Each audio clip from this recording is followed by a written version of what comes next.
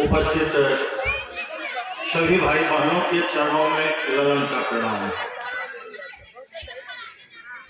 गुरु की विशेष दया आज इस मझवा गांव में मासिक शिव गुरु प्रतिष्ठा की हो रहा है, जिसमें गुरु की दया से मुझे भी आने का सौभाग्य प्राप्त हुआ और मुझे विषय दिया गया है बोलने के लिए भी कि शिव शिष्यता का पृष्ठभूमि क्या है। पृष्ठभूमि मैंने शिव शिष्यता शुरू कैसे हुआ, कब से हुआ, कैसे हुआ, इसी बातों पर इसी का बात करना है। तो यह घटना है 1961 ईस्वी। शुरुआत कैसे शुरू हुआ? 1961 ईस्वी में साहब के पिताजी अनुमंडल पदाधिकारी थे जमुई में, बिहार के, और वहीं पर 8वें वर्ग में पढ़ रहे थे साहब श्री गांधी।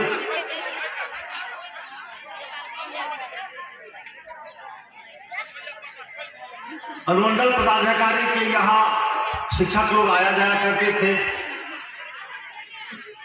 एक दिन यही आगे सरस्वती पूजा आने वाला है, सरस्वती पूजा का समय था, चंदा देना था।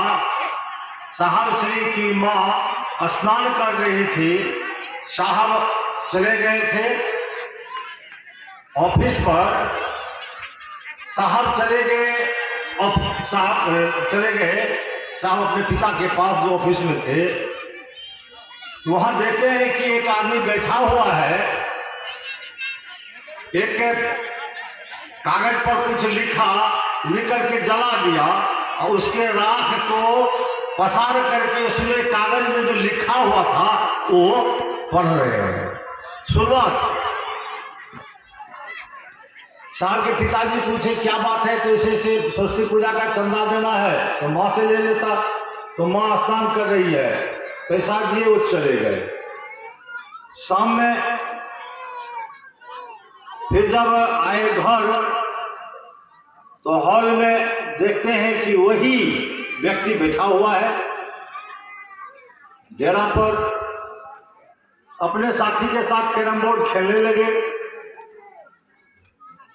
वो था शिक्षक, वो आदमी जो था वो था शिक्षक और तांत्रिक भी जानता था, तांत्रिक भी था। कुछ देर के बाद में वो शिक्षक कहता कि बाबू एक सिक्की दो। सिक्की वो अपने तो कैरम खेलने में भिड़े हुए थे, नहीं ध्यान दिए। फिर आवाज लगाए, 2 बार आवाज लगाए, नहीं दिए। तीसरा बार जब लगाए तो उनका नौकर लगा रहा था झाड़ू, उनको कहते कि बाबू तो झाड़ू का काठी तोड़ करके दे दो। शिक्षक मांगा था किस चीज के लिए? दांत खोदने के लिए सिक्की, मिला क्या? झाड़ू का काठी, जिसे दांत खोदा जाता। दांत खोदते, झाड़ू काठी से दांत नहीं खोदते। शिक्षक के मन में उस लड़का के प्रति थोड़ा क्रोध भड़का कि मांगे थे दांत खोदने के लिए सिक्की दिया, काठी नहीं। ऐसे बच्चे को सबक सिखाना चाहिए भाई। तो तांत्रिक तो था ही, मंत्र पढ़ा, वो काठी को फेंक दिया, हो गया सर। तो बगले में थे, कैरम खेलते थे, बगले में जैसे देखा सर्प, साहब को भय हुआ, उसी शिक्षक से लिपट गए। तो कहते रहे क्या हुआ? तो सर सर्प कहाँ है? उलट के देखता तो नहीं है। अब वहां पर साहब को जिज्ञासा जग गई। जैसे यहाँ चर्चा हो रही है, जिन्होंने शिव को गुरु नहीं बनाए हैं, तो यहाँ पर भी जिज्ञासा जग जाएगी। इतने लोग आए हैं, जब तक इनको परिणाम नहीं मिला तब तक ये लोग कैसे आया? जिज्ञासा जगेगी ना, हम भी बनावे, हम भी शिव को गुरु बनावे, ऐसी जिज्ञासा हो सकती है।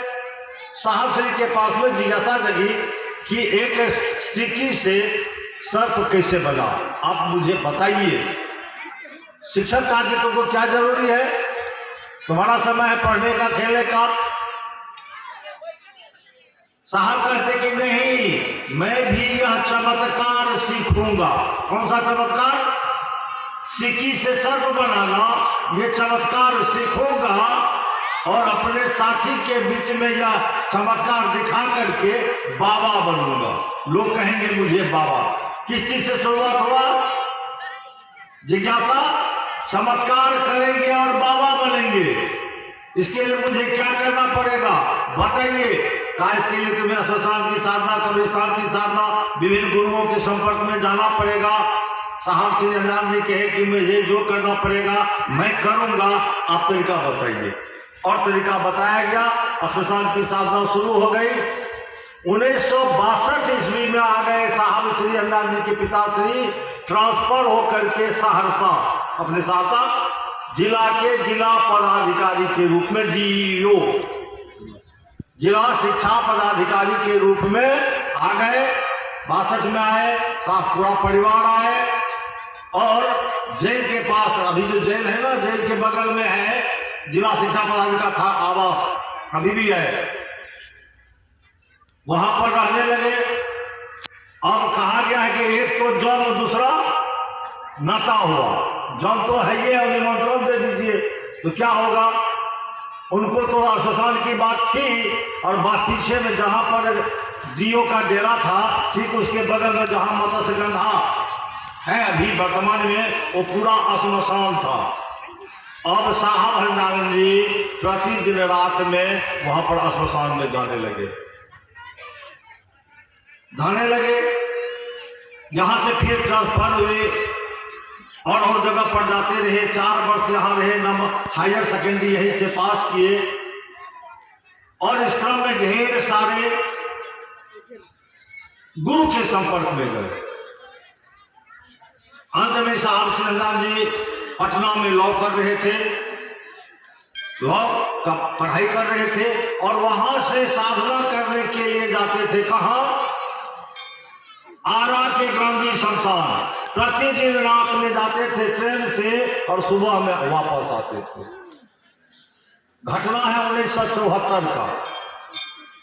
61 से 74 में आरा के गांधी शमशान से नवंबर महीना है, रात्रि के 2:30 बजे गोपाली चौक है वहां पर, उस गोपाली चौक के पास आते आते उनके मन में विचार आया कि सारे गुरुओं ने कहा कि गुरु भगवान होते हैं। जितने भी गुरु किए वो सारे गुरु ने कहा कि गुरु भगवान होते हैं। और एक श्लोक जो उनके पिता से आवाज पर लिखे थे कि गुरु ब्रह्मा गुरु विष्णु गुरु देवो महेश्वरा गुरु साक्षात परब्रह्म तस्मै श्री गुरुवे नमः, यह श्लोक भी उन्हें याद आया कि जब गुरु साक्षात परब्रह्म है, ईश्वर है, एक तरफ है कि गुरु ईश्वर है और दूसरी तरफ सारे गुरु ने कहा कि गुरु भगवान होते हैं, तो भगवान के रूप में साहब श्री हरिनाम जी शिव को मानते थे। वो भी कैसे? उनके पिताजी का था, कहते हैं कि मेरे पिताजी कहते थे हमारी माँ को कि मैं के लिए जानत नो शिव का ईश्वर कहा है, भाषा हमको नहीं आता है, शिव को ईश्वर कहा गया है, भगवान कहा गया, इसीलिए साहब जाने कि शिव जो है वह ईश्वर है। और वहां पर गोपाली चौक में पर रात्रि के 2:30 बजे साहब श्री हरिनाम जी बिल्कुल श्रद्धा और विश्वास हताश मनोदशा में यह जानकर कि गुरु भगवान होते हैं तो भगवान गुरु क्यों नहीं, भगवान के रूप में शिव को जानते थे, शिव को गुरु बना लिए। तो हमारे समाज में गुरुओं की परंपरा तो पूर्व से चल रही है। सारे गुरु अपने शिष्य के ऊपर में शर्त लगाते हैं, नहीं लगाते हैं, तुम मांस मछली नहीं खाओगे, तुम झूठ नहीं बोलोगे, तुम हिंसा में विचार नहीं करो, शर्त लगाते हैं ना कि तुम ये करके आओगे तब हम तुमको अपना चेला बनाएंगे। लेकिन वहां पर जब साहब श्री हरिनाम जी ने शिव को गुरु बनाए साहब, तो उस गुरु के ऊपर में शर्त लगा दिए साहब, चेले लगा दिया शिव गुरु के ऊपर में शर्त। क्या लगाया कि आप शरीर में आकर के बताएंगे तो मैं नहीं मानूंगा, क्योंकि ढेर सारे शरीरधारी से मैं छला गया हूं, थका गया हूं। साहब कहते हैं कि दूध का जला मठा भी फूंक फूंक कर पीते हैं, दूध से जब मिलाई पक जाती है तो मठा घोर उसको भी फूंक करके वो पीते हैं। तो वही साहब कहते हैं कि हमने भी शर्त लगा दिए क्योंकि मैं तो जला हुआ था। दूसरा शर्त था कि आपका तस्वीर में जो स्वरूप है, फोटो में गले में सर्प की माला है, बाघंबर पहरे हुए हैं, भस्म लगाए हुए हैं, हाथ में डमरू त्रिशूल है, जटा बढ़ाए हुए हैं, इस रूप में आइएगा तो भी मैं नहीं मानूंगा, क्योंकि इस रूप में ही हम चले गए हैं। तब तो कहे क्या तीसरा कि आप परिणाम देंगे, रिजल्ट देंगे तो मैं मानूंगा कि आप गुरु है। एक शर्त अपने ऊपर में लगाए कि आज से पहले जो भी मैं कुछ कर रहा था, सारे चीजों को छोड़ रहा हूं, श्मशान की साधना जो भी चीज था, जो करते थे सारा काम छोड़ रहे हैं। अब जब गुरु बदल गया, स्कूल बदल गया, तो अब इधर का गुरु जो पढ़ाएंगे वो पढ़ेंगे और वहां से चले। 1 वर्ष तक कोई रिजल्ट नहीं आया। 75 ईस्वी में उनके पिताजी का ट्रांसफर हुआ, कहा मुजफ्फरपुर तुर्की ट्रेनिंग कॉलेज के प्रिंसिपल के रूप में। वहां पर आने के बाद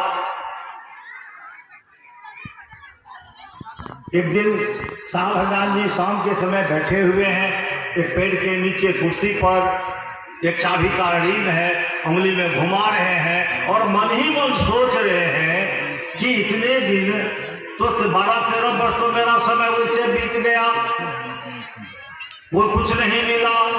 1 वर्ष शिव को गुरु बनाए हुए हो गया है, क्या यहाँ भी ठगने वाली बात है? यहाँ भी कुछ मिलने वाला नहीं है। यही विचार मन में चल रहा था और रिंग, चाबी का रिंग घुमा रहे थे। इसी क्रम में सांस पर, हवा के झोंका से सांस पर नमः चढ़ाए शिवाय उतरा। जैसे नमः चढ़ा और शिवाय उतरा, इनके मुंह से आवाज निकलता है, अरे रे रे, इतने तक खोजे रह गई। तो बगल में माँ बैठी हुई थी, कुछ गिन रही थी। माँ कहती कि बोवा का खो देवा। साहब कहते हैं कि नहीं माँ, चाबी था जो खो गया था, मिल गया। चाबी को उठाते हुए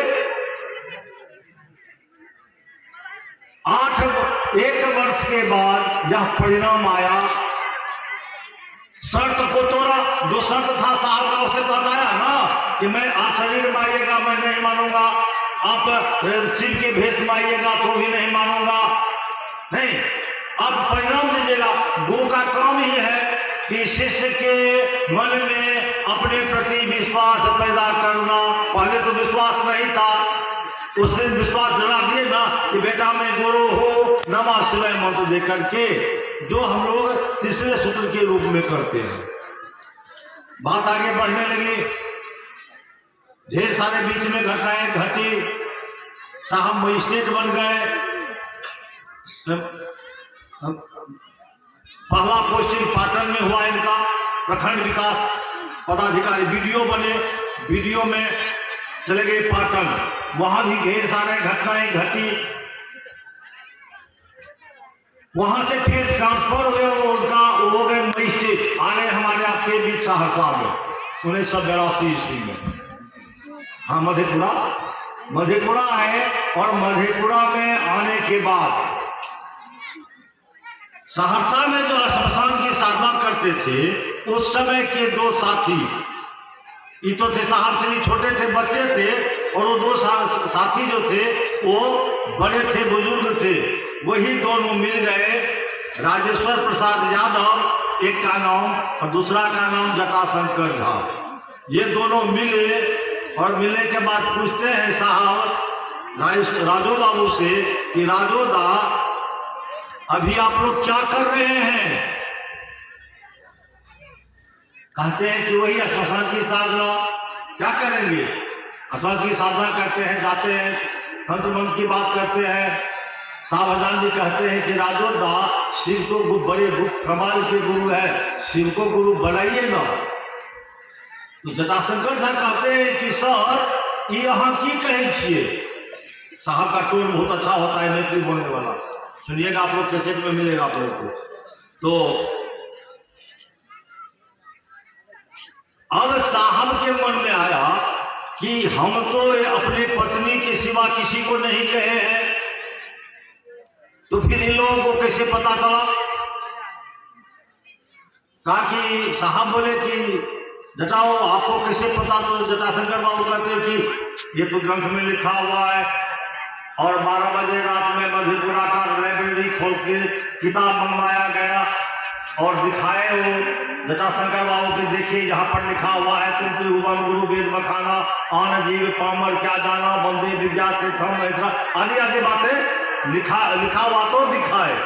साहब हरनाम जी कहते हैं वाह रे गुरु एको चेला न, यानी गुरु तो है एको तो चेला नहीं है। और वहां से बात शुरू हुई, मधेपुरा की धरती से शुरू हुई। और वहां पर 2, 4, 5 ऐसे आते रहे जो साहब के संगत में आते, बैठ के बड़ बड़ बात करते थे। इसी क्रम में ऑफिस के काम से पटना जाना था साहब को। साहब चले मधेपुरा से, बेगूसराय में साहब का साथी थे रस्तोगी साहब, वो भी बैठते थे बेगूसराय में। शाम में उसी के यहाँ रुक गए, रात में रुके वहां पर, मैं बढ़ के चले गए अपने घर, बगले में उनका घर था, चला गया। रस्तोगी साहब का परिवार नहीं था वहां पर। सुबह में रस्तोगी साहब का आदत था कि 3 बजे रात में उठना, दुर्गा सप्तशती का पाठ करना, ये सब अपना करते थे। साहब रस्तोगी साहब जैसे पाठ करना शुरू किए, साहब का नींद टूट गया। साहब उठे, कुर्सी लिए बाहर चले गए। साहब कहते हैं कि हमने पहली बार उगते हुए सूरज को देखा था। क्यों? क्योंकि पहले तो वो भर रहते थे आश्वासन में, और सुबह होते सूर्योदय से पहले आते थे, घर में सो जाते थे, तो सूर्य को उगते हुए तो देखता नहीं था। साहब कहते कि पहली बार हमने उगते हुए सूरज को देखा। कुछ देर के बाद में साहब से आवाज आ रही है कि हरिंद्र तुम क्या करते हो? हरिंद्र तुम जो करते हो करने के लिए कहते नहीं हो। तो साहब कहते हैं पहले तो चौंकते हैं, उसके बाद कहते हैं कि मैं जो कहता हूँ करने के लिए कहता हूँ। तो साहब फिर आवाज आता है तुम क्या करते हो, क्या करने के लिए कहते हो? तो कहते हैं कि मैं शिव का शिष्य बनाता हूँ। फिर कहते हैं कि करने के लिए क्या कहते हो? वहाँ पर साहब फंस जाते हैं, क्योंकि साहब लोगों को ये तो कहते थे कि शिव को गुरु बनाइए, और कहते थे कि हवन कीजिए, ही कीजिए, वो कीजिए। अब वहाँ पर फंस गए। साहब को कि मुँह से आवाज निकलता है कि क्या शिव को प्रचार की आवश्यकता है? उधर से जो आवाज आई तब तक में रस्तोगी साहब कहते हैं सर चाय, मन चला गया चाय पर। आवाज साहब कहते सुन तो नहीं पाए, लेकिन सारे अध्यात्म के सारे रहस्यों को उस दिन हमने समझ लिया। यह कहाँ आया? ये कौन सा सूत्र है? गुरु का आदेश। कौन सा सूत्र है? दूसरा सूत्र जो कहाँ आया? बेगूसराय में आया। वहां से आने के बाद घटनाएं घटने लगी। क्या जो पर साहब के पूजा घर में जो भी प्रसाद चढ़ाया जाता था वो प्रसाद निकल जाता था। लोग कहने लगे कि ये साहब हरनाम जी के यहाँ तो महादेव प्रसाद खाते हैं। अभी उन्हीं के साथी जो थे मजिस्ट्रेट साहब, वो लोग कमेंट करने लगे हरनाम जी के यहाँ जो प्रसाद लेकर के जाता है ना, वो महादेव खा लेते हैं।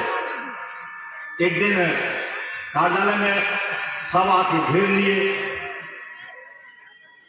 साहब कहते हैं कि भाई हम तो नहीं कह रहे हैं कि हमारे यहाँ महादेव प्रसाद खाते हैं, आप लोग कह रहे हैं ना, हम तो नहीं कह रहे हैं। तो सर बगल में सिंहेश्वर बाबा का सिंधी ऋषि द्वारा स्थापित शिव है, तो आपके यहाँ आपका प्रसाद वहाँ नहीं खाएगा? तो साहब कहते हैं कि जब यहाँ खाते हैं तो वहाँ भी खाएंगे। तो सर चला जाए और वहाँ से गाड़ी पर बैठ करके चले सब, दीदी भी साथ थी। औरना होटल में 51 पीस रसगुल्ला एक मटकूरी में लिया गया। शाम के समय पहुँचे सिंहेश्वर मंदिर और वहाँ पर जाने के बाद एक थाल में उस प्रसाद को रखा गया। 51 पीस को गेट लगा दिया गया।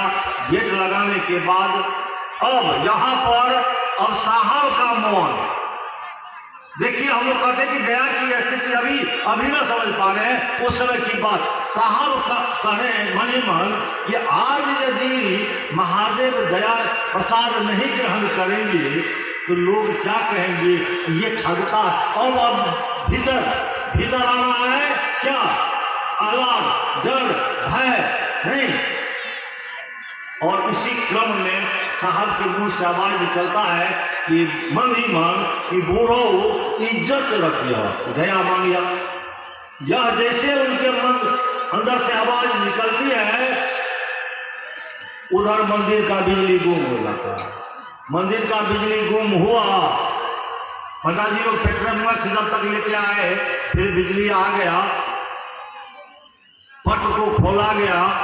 पट खुलता है तो देखता क्या है लोग कि जो थाल शिवलिंग के पूरब था वह पश्चिम में है। उसमें 51 पीस रसगुल्ला चढ़ाया गया था। उसमें से 15 पीस निकल गया, बाकी में से थोड़ा थोड़ा टूटा हुआ है। पंडित जी लोग हल्ला करने लगे कि हमारा बाप दादा खानदान दर खानदान शिव को प्रसाद चढ़ाए हुए आया है, लेकिन आज तक खेबे नहीं किया। ये छोरा मजिस्ट्रेट 85 सीख लिया है, कहता है कि महादेव खाया है। साहब कहे कि बाबा ले आइए, आप ही चढ़ाइए। फिर रुपया दिया गया, प्रसाद आया, चढ़ा। फिर वही घटना घटा। अंत में साहब का नहीं माना। अंत में साहब कहते हैं एक बात बताइए, सहरसा का कलेक्टर अपने चैम्बर में बैठा हुआ है, टेबल पर खाना उनका परोस करके रख दिया। चपरासी उनका खाना खाएगा? अगर चपरासी खाना खाता है तो वहां पर कलेक्टर नहीं है। कलेक्टर नहीं रहेगा तभी न खाएगा। तो आप लोग कहते हैं कि प्रसाद चढ़ाया महादेव को, आप लोग कहते हैं कि खाया कौन? प्रेत। तो आप लोग प्रेते का न पूजा करते हैं। साहब कहते हैं यदि आज दया नहीं करते तो आज मेरा इज्जत नीलाम हो जाता और बगैर उनके गुरु की दया का कुछ हो नहीं सकता। इसीलिए सबसे अंत में आया था यह, सबसे शुरू में रखे साहब कि बगैर गुरु का के दया का कोई शिष्य होने का जिज्ञासा भी उनके मन में नहीं उत्पन्न होगा। जब तक उनकी दया नहीं होगी हमारे मन में शिष्य होने का जिज्ञासा नहीं जगेगा। और जब जिज्ञासा जग गई, घोषणा हो गई, तो उनकी दया जब तक नहीं होगी तब तक हम दया भी नहीं मांग सकते हैं। क्यों मांगेंगे दया? क्योंकि हमारे अंदर में शिष्य भाव बरकरार रहे, चलता रहे, हमारा मन शिष्य बनने की ओर चले, हम शिष्य बने हो जाए और हमारा मन शिष्य भाव में रहे पल प्रतिपल। हम आपको कोई माँ के भाव में रहने के लिए सिखाता है, पत्नी के भाव में रहने के लिए कोई सिखाया, पति के भाव में रहने के लिए कोई सिखाया? कोई तो नहीं सिखाया है जगह। ठीक उसी प्रकार हम आपके भी अंदर में शिष्य भाव है, जो सुसुप्तावस्था में है उसको जगाया जाएगा और वह जगेगा बगैर गुरु के दया का नहीं। इसीलिए हम लोगों को प्रथम सूत्र में दिया गया कि अपने गुरु से दया की याचना करो। और तीसरे सूत्र में जो पहले आया था वह तीसरे सूत्र में दिया गया कि भाव का परिवर्तन हो। भाव का परिवर्तन होने के लिए हमको विभिन्न भाव में है, हम शिष्य भाव में आएंगे कैसे? तो नमः शिवाय से अपने गुरु को प्रणाम करेंगे, उससे जो परिणाम आएगा, प्रणाम करेंगे तो परिणाम आएगा, और जब परिणाम आएगा तो मेरे अंदर में शिष्य का भाव जगेगा और यह तो क्षणिक होगा।